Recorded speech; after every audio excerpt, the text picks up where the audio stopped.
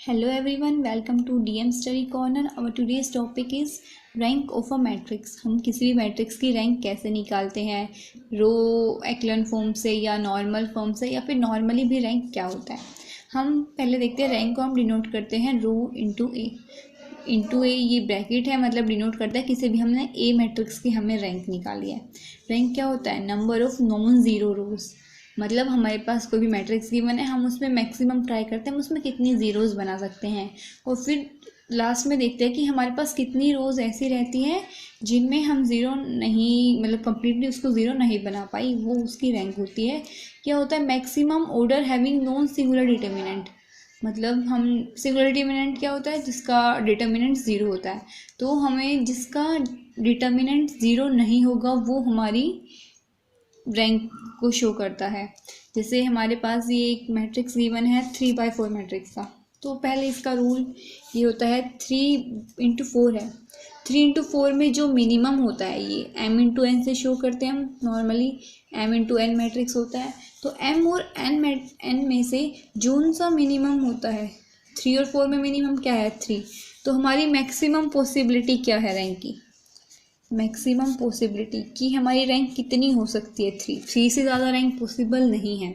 जैसे अगर यहाँ पे 4/4 मैट्रिक्स होता तो मैक्सिमम पॉसिबल 4/3। अगर यहाँ पे 3x3 मैट्रिक्स होता तो हम उसको बोल सकते थे कि ये 3 मैट्रिक्स रैंक इसकी मैक्सिमम हो सकती है। अगर 2x2 मैट्रिक्स होता तो मैक्सिमम 2 पॉसिबल थी। अब हमें ये मैट्रिक्स गिवन है। अब हम नॉर्मली फर्स्ट मेथड देखते हैं हम कैसे निकालते हैं नंबर ऑफ नॉन ज़ीरोज़। मतलब हमारी जो जितने में ज़ीरो नहीं होंगी कम्प्लीटली वो हमारी रैंक होती है। तो हम इसको ट्राई करते हैं ज़ीरो बनाने का। तो हमें ये मैट्रिक्स देखने से क्या लग रहा है? हम बीच वाली रो, सेकंड रो में से हम 3 कॉमन ले सकते हैं। तो हम यहाँ से 3 कॉमन लेंगे, मतलब हम इसको 3 से डिवाइड करेंगे। हमें ऑपरेशंस तो लगाने आते ही होंगे। रैंक 2 रो 2 को हम डिवाइड करेंगे रो 2/3। हम पूरी सेकेंड रो को 3 से डिवाइड करते हैं। हमारे पास क्या रहेगा? 1 3 4 3 1 3 4 1 1 3 4 1। अब हमें क्या दिख रहा है? हमारे पास 2 रोज सेम है। हम नॉर्मली कहते हैं कि हमारी अगर 2 रो से हैं सेम है तो उनका डिटर्मिनेंट ज़ीरो हो जाएगा। या फिर हम यूँ भी करके देख सकते हैं, हम रो 3 पे ऑपरेशंस लगाएंगे, रो 3 माइनस रो 2। अब हमारे पास क्या है? ये 1, ये तो सेम ही रहेगा 1 3 4 3। Second row also same here. अब हम इन्हें सब्ट्रैक्ट करेंगे। हमें ऑपरेशन क्या लगाया? R3 minus R2। R3 minus R2 1 minus 1 0, 3 minus 3 0, 4 minus 4 0, 1 minus 1 0 है। हमारी कम्प्लीटली ज़ीरो आ चुकी है। अब हम क्या करेंगे? हमें ये भी सेम दिख रहे हैं 1 3 4 3। हम इनको सब्ट्रैक्ट करके देखते हैं। हम R2 को या फिर R1 को चेंज करके देखते हैं। R1 changes to R1 minus R2। तो ये हमें क्या मिलेगा? R1 minus R2 1 minus 1 0, 3 minus 3 0, 4 minus 4 0, 2 1 3 4 1 0 0 0 0। अब हमारे पास यहाँ पे फर्स्ट रो में 2 रहता है, यहाँ पे भी ये रहता है। हम इसको भी ज़ीरो बना सकते हैं, इनमें भी कुछ चेंजेस ला सकते हैं। बट हमें यहीं से दिख रहा है कि कुछ भी करने पे ये रो कम्प्लीटली ज़ीरो नहीं हो सकती, ये भी नहीं हो सकती, ये ज़ीरो रो है। ये रो हमारी ज़ीरो के इक्वल है। तो हमारे पास क्या हुआ? हमारे पास 2 रोज़ हमें ऐसी मिली हैं जिनमें ज़ीरो हम नहीं बना सकते कम्प्लीटली। तो इसकी रैंक हो जाएगी 2। हमने देख लिया, हमने पहले मैक्सिमम ज़ीरोज़ पॉसिबल ट्राई करे और फिर हमने देखा number of non zero rows equals to rank.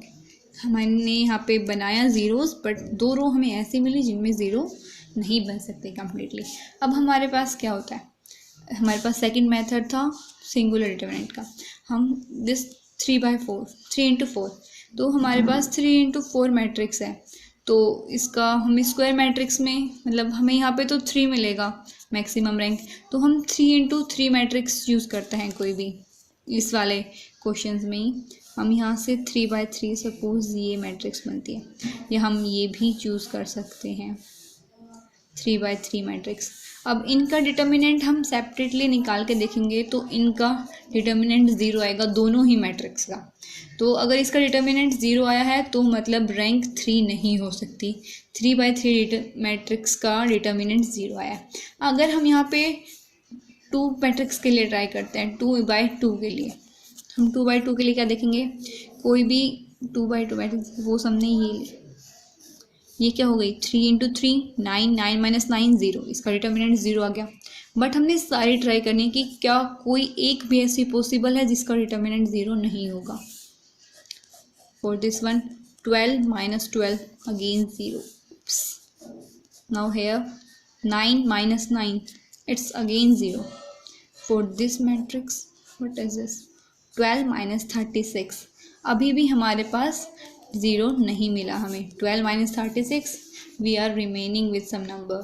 तो हमारी यहाँ से भी रैंक हमें 2 ही मिलेगी कि हमारे पास कोई एक ऐसा डिटर्मिनेंट 2/2 का डिटर्मिनेंट रहता है इसमें जिसकी रैंक 2 नहीं है।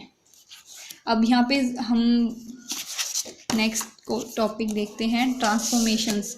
मतलब हमने अभी यहाँ पे ट्रांसफॉर्मेशंस अप्लाई किए, ये ऑपरेशंस होते हैं, इनको ही ट्रांसफॉर्मेशंस बोलते हैं। ये क्या क्या अप्लाई कर सकते हैं, वी कैन मल्टीप्लाई और डिवाइड एनी रो और कॉलम विद एनी इंटीजर। हम किसी भी रो या कॉलम को किसी भी इंटीजर से मल्टीप्लाई या डिवाइड कर सकते हैं। हम किसी भी 2 रो और कॉलम्स को चेंज कर सकते हैं। ये हमारा इंटरचेंज का साइन होता है। हमने जैसे R1 को R2 में चेंज कर दिया, मतलब first row first, second row को इंटरचेंज कर दिया, और हम यहाँ पे फर्स्ट कॉलम और सेकेंड कॉलम को हमने इंटरचेंज कर दिया। थर्ड है हमारा, we can add up the rows and columns even after multiplying with an integer. हमने किसी भी इंटीजर से मल्टीप्लाई करके प्लस माइनस रोज में हम कोई भी ऑपरेशन लगा सकते हैं। बट हमें नॉन ज़ीरो से मल्टीप्लाई करना है, ऐसा नहीं कि हमने पूरी फर्स्ट रो को 0 से मल्टीप्लाई कर दिया, लो भाई सारा 0 हो गया, ये सब नहीं हो सकता यहाँ पे। अब हमारे पास बचता है रैंक। एग्ज़ाम में आते हैं कि नॉर्मल फॉर्म से निकालो या रो एक्लन फॉर्म से निकालो रैंक। नॉर्मली तो कोई भी निकाल देता है। तो यहाँ पे है, हमें एक मैट्रिक्स गिवन होगी, हमें उसमें निकालना पड़ेगा फाइंड रैंक यूजिंग एक्लन फॉर्म या रो एक्लन फॉर्म, या हमें नॉर्मल फॉर्म से रैंक निकालनी होती है। हमारे पास एक्लन फॉर्म क्या होता है, एक्लन फॉर्म हमें कोई भी मैट्रिक्स गिवन है। अब हमें क्या करना है, सबसे सिंपल सा रूल होता है कि मैक्सिमम ज़ीरोज़ बनानी है। अब मैक्सिमम ज़ीरोज़ कैसे बनानी है, हमें मैक्सिमम ज़ीरोज़ बनानी है जिसमें अपर ट्रायंगुलर मैट्रिक्स बने, मतलब कोई भी यहाँ पे मैट्रिक्स है हमारा A1 A2 A3 B1 B2 B3 C1 C2 C3, ये हमारे पास मैट्रिक्स है। अपर ट्रायंगुलर मैट्रिक्स कौन सा होता है, ये डायगोनल होता है, डायगोनल से ऊपर, मतलब यहाँ पे हमारे कोई भी नंबर होने चाहिए, उनके नीचे ज़ीरोज़ होने चाहिए। हमें मतलब नीचे 0 होता है और ऊपर कोई भी नंबर होते हैं तो हम उनको अपर ट्रायंगुलर मैट्रिक्स बोलते हैं। लीडिंग एलिमेंट 1 होना चाहिए। लीडिंग एलिमेंट क्या होता है कि हम किसी भी रो में चलते हैं, हम यहाँ से चले तो क्या है हमारे पास यहाँ पे 1 होना चाहिए, यहाँ से चलेंगे तो 0 बनाना है तो यहाँ पे 1 होना चाहिए, यहाँ से चले तो हमें ये 0 होंगे, ये दोनों यहाँ पे 1 होना चाहिए। तो लीडिंग एलिमेंट जो हम रो में चलते हैं तो हमारा जो फर्स्ट एलिमेंट होगा वो 1 होना चाहिए। 1 राइट शिफ्टिंग होना चाहिए, जैसे 1 यहाँ पे है, अब इसके राइट में है ना नेक्स्ट रो में 1 और इसमें इससे भी राइट में, ऐसा नहीं जैसे सपोज ये वाली रो ऊपर होती तो इसमें 1 यहाँ पे होता, एक में यहाँ पे नहीं, हमें उन्हें चेंज करना पड़ेगा। एक्लन फॉर्म में करने के लिए राइट शिफ्टिंग होना चाहिए 1।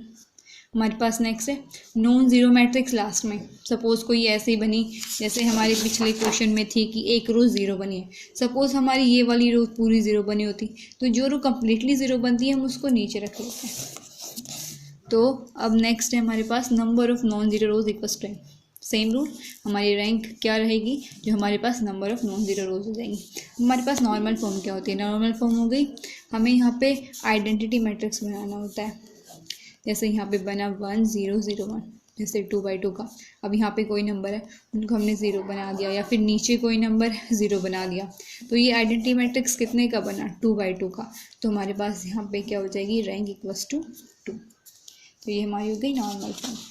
अब हम इनको क्वेश्चन से देखते हैं। दोनों क्वेश्चंस के अलग मेथड है। बस है हमें रैंक निकालनी है रो एक्लन फॉर्म से और नॉर्मल फॉर्म से इस मैट्रिक्स की। हम रैंक नॉर्मली भी निकाल सकते हैं, बट हमें यहाँ पे याद रखना है रो एक्लन फॉर्म में सिर्फ हम रो ऑपरेशंस अप्लाई कर सकते हैं और नॉर्मल फॉर्म में हम रो और कॉलम दोनों ऑपरेशंस अप्लाई कर सकते हैं। ये बात आप नोट कर लीजिए। तो हमारे पास ये मैट्रिक्स है, तो हमें यहाँ पे रैंक इसकी ऑर्डर क्या है 4/4, तो हमारा इसका मैक्सिमम पॉसिबल रैंक कितना हो सकता है 4। बट हमें यहाँ पे किससे निकालना है रो एक्लन फॉर्म से, तो हम यहाँ पे ओनली रो ऑपरेशंस अप्लाई करेंगे। तो हमारा पहला पर्पस क्या होता है, हमें यहाँ पे 1 बनाना होता है। यहाँ पे 2 है ना, यहाँ पे 1 बनाना होता है। फिर इसके डायगनली जो एलिमेंट होता है यहाँ पे 1 बनाना होता है, इसके डायगनली यहाँ पे और फिर यहाँ पे। फिर इस वाले 1 की हेल्प से हमें ये बाकी सब टर्म्स 0 करनी होती हैं। इस 1 की हेल्प से हमें ये टर्म 0 करनी होती है, इस 1 की हेल्प से बाकी सब, और इसकी हेल्प से यहाँ पे। तो हमें यहाँ पे 0 करनी होती है। बट हमारा एक और काम होता है, हमें मैक्सिमम नंबर ऑफ़ ज़ीरोज़ बनानी होती है। तो एक बार तो हम पहले यही करेंगे, बट उससे पहले अगर हमें कुछ दिख रहा है डायरेक्ट ज़ीरोज़ बनाने का तरीका, तो हम वो भी अप्लाई कर सकते हैं। अब हमें यहाँ पे दिख रहा है 3 + 1 4, 4 + 2 6, 6 - 1 0। यहाँ पे भी सेम -1 + 1 0, 3 - 3 0। मतलब हम क्या करेंगे, R4 में चेंज नहीं करेंगे। हमने जैसा यहाँ पे पहले पढ़ा था कि हमारे जो नॉन ज़ीरो टर्म, मतलब जो ज़ीरो वाली रो होती है वो हमारी सबसे नीचे होती है। तो हम R4 में क्या चेंजमेंट करेंगे, R1 + R2 + R3, इन तीनों को ऐड करेंगे, सब्ट्रैक्ट कर देंगे 4th रो।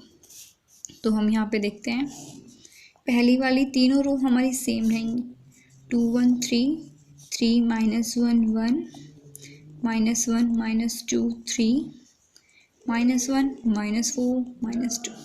अब 4th रो लिखेंगे 2 + 3 3, 3 + 3 6, 6 - 6 0, 3 - 1 + 1 3, 3 - 3 0, -1 - 1 -1 -2 -3 + 3 0, 0 - 0 again 0, -4 -1 -5 -2 -7 -7 तो हो जाएगा +7, 7 - 7 0। तो हमारे पास यहाँ पे हो गया, हमारी ये रो कम्प्लीटली 0 बन चुकी है। तो हमें जैसे हमारा रैंक क्या होता है, number of non zero row, तो ये तो पहले ही एक्सक्लूड हो जाएगी। तो हमारे पास रैंक अब 4 नहीं 3 पॉसिबल है। हम इसको क्रॉस कर देंगे, 3 हो सकता है। अब हम नेक्स्ट ईयर ट्राई करेंगे। अब हमें क्या था, यहाँ पे 1 बनाना है, तो हम क्या करेंगे, यहाँ पे इन फर्स्ट रो और सेकंड रो को इंटरचेंज कर देते हैं, तो हमारा यहाँ पे 1 आ जाएगा। वैसे हम इसको डिवाइड भी कर सकते थे, बट हम कोशिश करते हैं कि फ्रैक्शंस को एक्सक्लूड करने की। तो हमारा यहाँ पे 1 -1, ये हमारा इंटरचेंज का साइन था, हमने फर्स्ट और सेकंड रो को इंटरचेंज किया है। 2 3 -1 -1, 3 1 3 -2। ये टर्म 0 हो चुकी है, बाकी हमें लिखनी तो पड़ेगी ही। अब हमारे पास क्या आ गया, यहाँ पे 1 आ गया। अब हमें क्या करना था, 1 की हेल्प से ये दोनों टर्म 0 करनी थी। तो हम एक साथ 2 ऑपरेशन से अप्लाई कर सकते हैं, तो हम दोनों साथ ही अप्लाई करेंगे। हम R2 को चेंजमेंट करेंगे। R2 को क्या चेंजमेंट करेंगे, हम -2 से मल्टीप्लाई करेंगे फर्स्ट रो को और उसमें सेकेंड रो ऐड कर देंगे। और एक और क्या करेंगे, R3 को फर्स्ट रो को -3 से मल्टीप्लाई करेंगे प्लस उसमें R3 ऐड करेंगे। हम ये अप्लाई करेंगे। यहाँ पे हमारी R1 सेम रहेंगी, 1 -1 -2 -4। R2 में क्या चेंजमेंट्स होंगे, R1 को -2 से मल्टीप्लाई करना है प्लस R2, -2 + 2 हमारे पास 0 आएगा, -2 -1 -2 -1 2, 2 + 3 हमें यहाँ पे 5 मिलेगा, -2 -2 4, 4 -1 3। अब हमारे पास है -2 -4 8, 8 -1 हमें यहाँ पे 7 मिलेगा, यहाँ पे 3, -3 को -3 × 1 -3 + 3 0, यहाँ पे -3 -3 × -1 3, 3 + 1 4। अब है -3 × -2 6, 6 + 3 9 मिलेगा हमें यहाँ पे। अब है -3 × -4 12, 12 - 2 हमें यहाँ पे 10 मिला। बाकी हमारी 4th रो तो 0 ही थी। अब हमें क्या करना है, हमें यहाँ पे तो 1 कर दिया, इसकी हेल्प से यहाँ पे 0, बट अब इससे डायगोनली क्या एलिमेंट है 5। अब हमें इसको 1 बनाना है। अभी यहाँ पे लिखना नहीं है, वैसे हम बता रहे हैं यहाँ पे 1 करना है। तो क्या करेंगे, हमें दिख रहा है 5 में से अगर हम 4 को माइनस कर देंगे तो यहाँ पे हमें 1 मिलेगा। तो हम R2 को चेंजमेंट करेंगे R2 माइनस R3, ताकि 5 माइनस 4 यहाँ पे 1 हो जाए, और यहाँ पे 0 माइनस 0 की यहाँ पे भी कोई इफेक्ट नहीं पड़ेगा। 1 0 0 0 -1 -2 -4, ये हमारे पास सेम है। 5 माइनस 4, अब क्या रहेगा हमारे पास 1, वे 1 आ गया। 3 माइनस 9 -6, 7 माइनस 10 -3, यहाँ पे हमारे पास 4 9 10 0 0 0 सेम रहेगा। अब हमें क्या करना है, हमें इस 1 की हेल्प से ये 0 बनाना है और ये 0 बनाना है। तो हम इसमें क्या चेंजमेंट करेंगे, R1 को हम चेंज करेंगे R1 + 2, और हम एक साथ 2 ऑपरेशन अप्लाई कर सकते हैं, तो हम इसे भी यहीं पे 0 बनाएंगे। हम R3 में चेंजमेंट्स करेंगे, R2 को -4 से मल्टीप्लाई करके R3 में ऐड कर देना है। हमें यहाँ पे R1 को चेंज कर दिया, R1 + R2, तो हमें यहाँ पे मिला 1 + 0 1, -1 + 1 हमें 0 ऑब्टेन हुआ, -2 -6 हमें ऐड करना था, तो हमें -8 मिला, यहाँ पे हमें -7। यहाँ पे R2 हमारी सेम रहेंगी। हमारे पास R3 क्या है, यहाँ पे तो 0 ही रहेगा, और अब हम इसको -4 से मल्टीप्लाई करना है, -4 + 4 0, -6 को हमें -4 से मल्टीप्लाई करना है, इट्स 24, 24 + 9 33। अब हमें क्या है, -4 को -3 से मल्टीप्लाई करना है, 12, 12 + 10 22। अब हमारी ये लास्ट रो तो 0 ही थी। अब हमें क्या है, ये तो सेम हो चुके, मतलब 1 और 0 में कन्वर्ट हो चुके। अब हमारा ये रहता है, इससे डायगनली ये 1 हो गया, अब इससे डायगनली ये 1 करना है। तो अब हमें इसको 1 करने का डायरेक्ट तो कोई तरीका नहीं दिख रहा, पर हम क्या कर सकते हैं, हम R3 को 33 से डिवाइड कर सकते हैं। हाँ, मैंने कहा था कि फ्रैक्शंस को हम मोस्टली एक्सक्लूड करते हैं, बट हमें यहाँ पे कोई ऑप्शन नहीं मिल रहा, तो हम R3 को 33 से डिवाइड करेंगे। R3 को 33 से हम इसको ऐसे लिख सकते हैं। अब हमें क्या मिलेगा, 1 0 0 0 0 1 0 0, ये हमारे पास सेम रहेंगे, -7 -3, यहाँ पे हमें 3। अब यहाँ पे क्या करेंगे, 22, सॉरी यहाँ पे 1 ऑब्टेन होगा, 33/33 1, 22 को हम 33 से डिवाइड करेंगे तो हमें क्या मिलेगा, 2/3। अब यहाँ पे भी 0 हो गया। अब हमें क्या है, यहाँ पे 1 मिल गया। अब हम इसकी हेल्प से इन दोनों को 0 कर सकते हैं, तो हम वो करेंगे अभी।